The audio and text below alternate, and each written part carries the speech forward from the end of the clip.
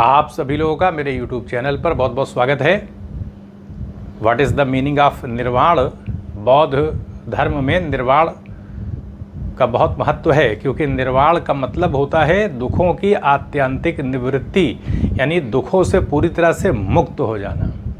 हम संसार में जीवन जी रहे हैं, लोगों से मिल रहे हैं, पूरा दर्शन कर रहे हैं, तरह तरह की घटनाएं घट रही हैं, लोगों के ऊपर दुखों का पहाड़ जो है वो टूट रहा है, हर प्रकार की चीज़ें दिखाई पड़ रही हैं। लोग खुश भी होते हैं, दुखी भी होते हैं, सारी चीज़ों का दर्शन तो हमको समाज में हो ही रहा है। जब लोग दुखी होते हैं तो हमारे ऊपर बुरा प्रभाव भी पड़ता है, हमारी सी बात है, हमारी संवेदना पर उसका विपरीत असर पड़ता है। जो लोग कोमल हृदय के होते हैं वो बहुत चिंतित भी हो जाते हैं दूसरों की व्यथा को देख करके। तो जब निर्वाण की प्राप्ति हो जाती है, क्योंकि समाधि की अवस्था में ही निर्वाण मिलेगा। अष्टांगिक मार्ग में जब हम चलते हैं, 8 प्रकार का जो अंग है उसमें अंतिम अवस्था समाधि की है, 4 प्रकार की समाधि है। उसमें हमारा मन स्थिर हो जाता है, यानी एक ऐसी अवस्था हो जाती है कि जो लोग समाधि में बैठते हैं उनको अपना भी ज्ञान नहीं रहता, सुख दुख की अवस्था सबकी अनुभूति से परे हो जाते हैं। उसी को निर्वाण कहा जाता है। ये शब्द देखें तो निर उपसर्ग है, यानी किसी चीज़ का समाप्त हो जाना, निर मतलब निकल जाना, बुझ जाना, इस तरह से है। वा धातु संस्कृत में हवा के चलने के लिए आती है, चलना फिरना गति के लिए आती है वा धातु, और कत प्रत्यय लगा हुआ, ये पास्ट टेंस के लिए आता है, भूतकाल के लिए। तो निर्वाण का मतलब होता है बुझ जाना, शांत हो जाना। कोई चीज़ चल रही है तो उसका रुक जाना, तो ये है निर्वाण। क्योंकि वा धातु गति के लिए आती है, मूवमेंट के लिए आती है, कोई चीज़ मूव कर रही है, गति कर रही है। अब हवा भी गति करती है, तो इस आधार पर निर जब लग जाएगा तो इसका मतलब क्या, वो गति जो रुक जा रही है अब, और कत प्रत्यय लग गया तो निर्वाण शब्द बन गया। यानी किसी चीज़ का रुक जाना, शांत हो जाना, तो दुखों की अनुभूति से रहित हो जाना।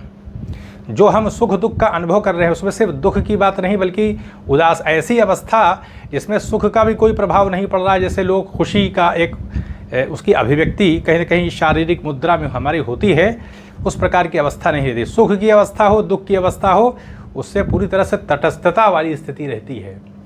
तो ये है निर्वाण, यानी दुखों के बारे में ही यह है, क्योंकि संसार में दुख की व्याप्ति है तो उससे रहित हो जाना। तो सुख दुख ये सारी चीज़ें हमारे ऊपर प्रभाव उसका नहीं पड़ता है। समाधि जो होती है अष्टांगिक मार्ग में 4 प्रकार की समाधि होती है, तो उसमें चले जाने के बाद अंतिम अवस्था समाधि की जो आती है, तो उसमें समाधि में जो भी लोग बैठते हैं निर्वाण के लिए उस अवस्था में पहुंच जाते हैं, क्योंकि अष्टांगिक मार्ग का पालन करते हैं। जब सम्यक दृष्टि, सम्यक संकल्प, उसके बाद सम्यक वाक, सम्यक कर्मांत, सम्यक आजीव, सम्यक व्यायाम, सम्यक स्मृति, सम्यक समाधि, इस अवस्था में अंतिम अवस्था पहुंचना, इसका मतलब क्या है कि सम्यक समाधि में वो लोग पहुंच रहे हैं जो सम्यक दृष्टि, सम्यक संकल्प, सम्यक वाक, इस सब को पूरा कर रहे हैं। सम्यक वाक का मतलब है कि अपनी भाषा को सही उपयोग करना, यानी झूठ नहीं बोलना। सम्यक कर्मांत का मतलब जो कर्म कर रहे हैं हम समाज के अंदर वो सही होना चाहिए। और सम्यक आजीव का मतलब हमारी आजीविका, परिवार का पालन पोषण जो करना है वो आजीविका सही हो, तब जा करके हम अंतिम अवस्था में कहीं पहुँचेंगे। इसके लिए बहुत अभ्यास करना पड़ेगा, सम्यक व्यायाम। तो इस आधार पर निर्वाण का मतलब क्या है कि दुखों से पूरी तरह से जो दुख की अनुभूति हमको होती है उससे शांत रहित हो जाना। अब निर्वाण के बारे में महात्मा बुद्ध ने बताया कि निर्वाण जो है वो एक हिसाब से अतीन्द्रिय बताया है, कि इसकी अनुभूति नहीं कर सकते हम, इसके बारे में कुछ किसी भी प्रकार के शब्दों का प्रयोग नहीं कर सकते। जैसे उपनिषदों में नेति नेति आया है ब्रह्म के लिए, यानी हम ब्रह्म के बारे में शब्दों का जो भी उपयोग करेंगे, शब्दों के माध्यम से जिस तरह से हम एक तुलना करते हुए, कुछ बताते हुए कि ईश्वर की सत्ता ऐसी है, वो ब्रह्म ऐसा है, तो शब्दों का प्रयोग कर रहे हैं तो तुलना ही तो कर रहे हैं उसको, वो ऐसा है बता रहे हैं। तो तुलना में 2 पक्ष रहते हैं, तो इस प्रकार की तुलना नहीं की जा सकती। ब्रह्म की सत्ता हर प्रकार की तुलना से रहित है, इसलिए नेति नेति शब्दों का प्रयोग किया जाता है। वो ऐसा नहीं है, क्योंकि हम शब्दों के माध्यम से उसकी सत्ता के बारे में कुछ नहीं बता सकते। और अतीन्द्रिय हो जाता है, इंद्रियों की सीमा से परे। इंद्रियों का मतलब है कि उसमें हम शब्दों का भी तो प्रयोग कर रहे हैं, तो अतीन्द्रिय सत्ता है, वो अपरोक्षानुभूति होती है। अपरोक्ष अनुभूति, सीधे नहीं देख सकते, जान सकते। आत्म साक्षात्कार की अवस्था प्रज्ञा के आधार पर, अविद्या के नाश के आधार पर ही निर्वाण की प्राप्ति होती है। और वहाँ अद्वैत वेदांत के अंतर्गत, उपनिषदों के अंतर्गत आत्म साक्षात्कार बताया गया है। तो इसलिए महात्मा बुद्ध ने भी निषेधात्मक रूप से निर्वाण के बारे में बताया है। अभी आपके सामने रखा जाएगा, लेकिन ऐसे हम सकारात्मक शब्दों में निर्वाण के बारे में नहीं बता सकते कि निर्वाण क्या है। इसको बुद्धि विकल्पातीत बताया है, अतीन्द्रिय बताया है, इंद्रियों की सीमा से परे है ये। जब अविद्या और क्लेश का क्षय हो जाता है तो निर्वाण की प्राप्ति हो जाती है, क्योंकि अविद्या से ही सारा प्रकटीकरण हुआ है। अज्ञान जिसे हम कह सकते हैं, हम संसार को देख रहे हैं, संसार नित्य नहीं है लेकिन हमको नित्य दिखाई पड़ता है, जबकि महात्मा बुद्ध ने अनित्यतावाद का सिद्धांत दिया था, कोई भी चीज़ नित्य नहीं है। सर्वदृष्टि प्रहाण, यानी जो भी दृष्टि होती है वो सब उससे क्या हो जाता है, यानी किसी भी दृष्टि के आधार पर हम निर्वाण के बारे में बता नहीं सकते। वहाँ किसी भी प्रकार की दृष्टि वहाँ पहुँच नहीं सकती, कोई तर्क नहीं कर सकते, कोई कल्पना का उपयोग नहीं कर सकते। निर्वाण ऐसा होता है, नहीं बता सकते, तर्क से परे है वो। सर्व कल्पना क्षय, सारी कल्पनाओं का क्षय हो जाता है वहाँ पर। यानी निर्वाण को शब्दों के माध्यम से निर्वाण के बारे में नहीं बताया जा सकता, इसीलिए निषेधात्मक वर्णन निर्वाण का किया है महात्मा बुद्ध ने। बताया है भिक्षुओं के बारे में, भिक्षुओं यह अजात है, यानी इसका जन्म नहीं होता। निर्वाण क्या है, अजात है, अमृत है, अकृत है। कृत माने जो किया गया, अकृत है वो, किया नहीं गया।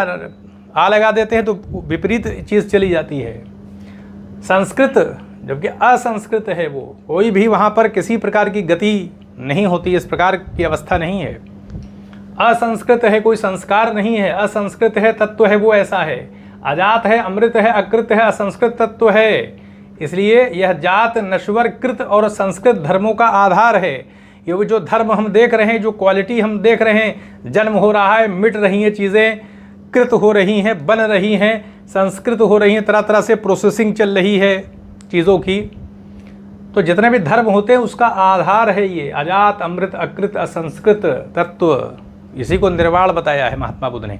और ये निषेधात्मक वर्णन ही तो है, अजात, अमृत, अकृत, असंस्कृत तत्व।